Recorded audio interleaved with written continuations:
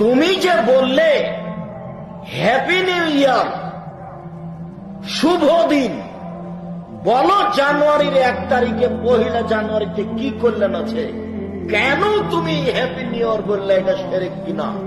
এই ছেলে, তোমাকে, তোমার মাস্টারকে, তোমার জাতিকে যদি আমি অশিক্ষিত প্রমাণ করতে না পারি, জাতির সামনে বক্তব্য দিব না বেটা। আজকের পরে তুমি মরা পর্যন্ত কোনদিন ইংরেজি মাসের প্রথম দিনকে শুভ দিন বলে জানাও যদি, তাহলে তুমি একজন খাঁটি মুনাফিক, তুমি বক্তব্য শুনে মানো না। 1 বৈশাখ হলো হিন্দুদের প্রথম দিন, আর 1 জানুয়ারি হচ্ছে ইহুদি খ্রিস্টানের প্রথম দিন।